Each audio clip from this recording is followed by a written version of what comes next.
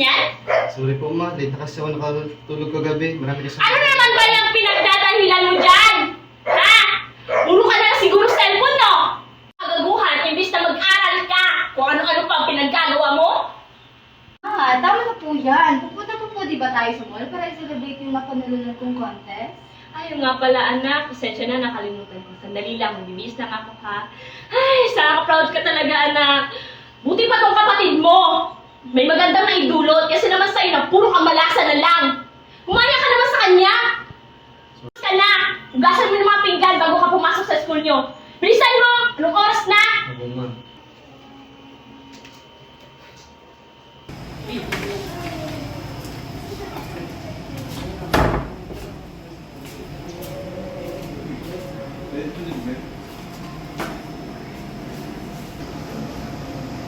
Arno, bakit absent ka sa first subject? Okay ka lang ba? Okay na ako. Umiyak ka ba? Teka, parang namumula mo. Sabi ko nga ba, sinapa ka ba ng mama mo? Pero kasalanan ko naman, late na kasi ako nagising at hindi ko man lang naugasan ng mga pinggan. Dahil lang doon? Ba't kasi hindi ko pa umalis doon eh? Umasa pang hindi ka niya anak? Hindi ko pwedeng iwan si mama. Mahal na mahal ko siya. Tama na nga yan. Tara, gala, mamaya after class. Ano, di ba? Uy, maganda yun. Tala sa park. Ikaw, Arn. Kayo na lang, mapapagayla pa ako ni mama pag uwi ko. Sus! Kami bahala sa'yo. Tsaka, wala namang pasok bukas eh.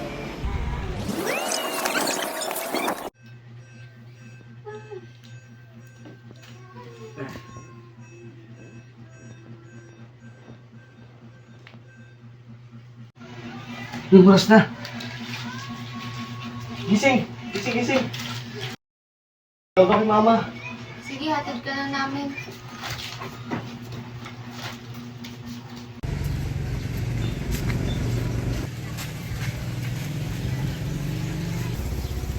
Ma! Ano? Bakit ganyan ka lang? May gana ko pa talagang uwi, ha?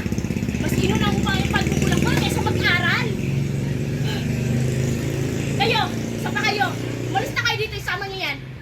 Lagi mo na lang talaga pinapainit ang ulo ko, Arnie. Wala ka nang ginawang tama. Parehas lang kayo ng tatay mo! Umalis ka na dito. Lumayas ka na! Teka lang ho, bakit ang po kay ganyan? Sinasaktan niyo na ngayong anak niyo, papalayasin niyo pa.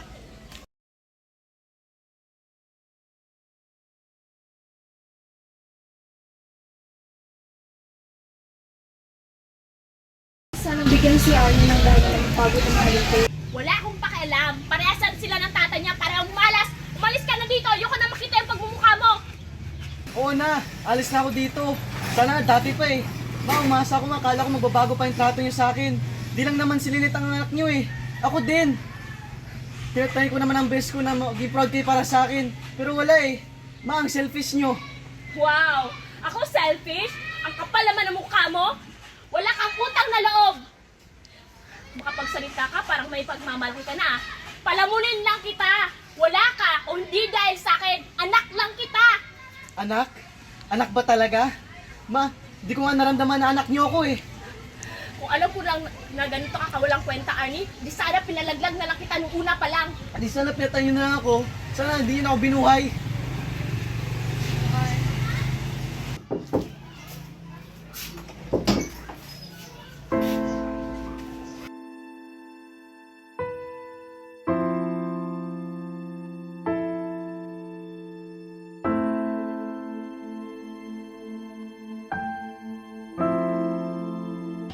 Okay ka lang ba talaga, Arnie?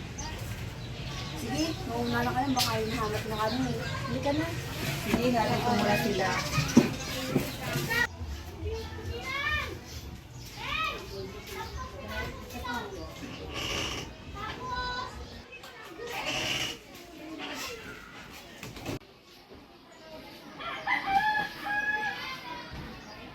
Sana pinalaglag na lang kita nung una pa lang.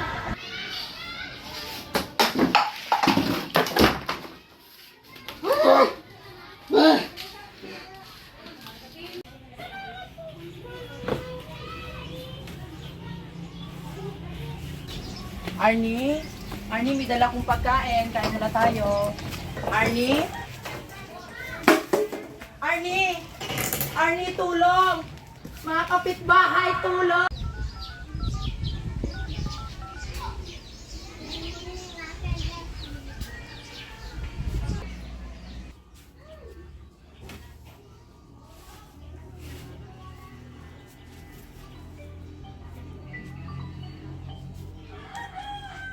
Hello? Sino to?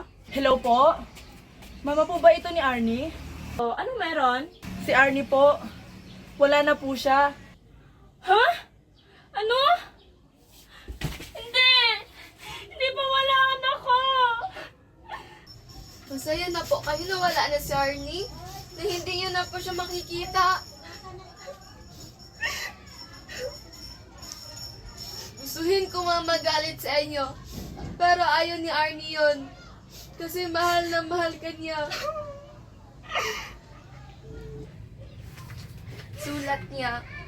Sulat niya para sa inyo bago siya magpakamatay. Ma, I'm sorry sa mga nasabi ko sa'yo hindi maganda. Sorry dahil puro na lang malas ang mayroon ako. I'm sorry kasi di ako gaya ni Lynette. Sorry sa lahat, ma. Mahal na mahal ko po kayo. Pero, lagi niyo na lang ako sinasaktan. Hirap na hirap na po ako, ma eh. Araw-araw kong hinihiling na sana mahalin niyo din ako bilang anak niyo. Sana, imbis na sigawan at saktan niyo ako, iyakapin niyo ako pag-uwi. Pero, imposible pala talaga. I'm sorry sa gagawin ko, ma. Siguro, mas maganda kung wala na talaga ako. Lagi niyong tandaan, ma. Mahal na mahal ko po kayo.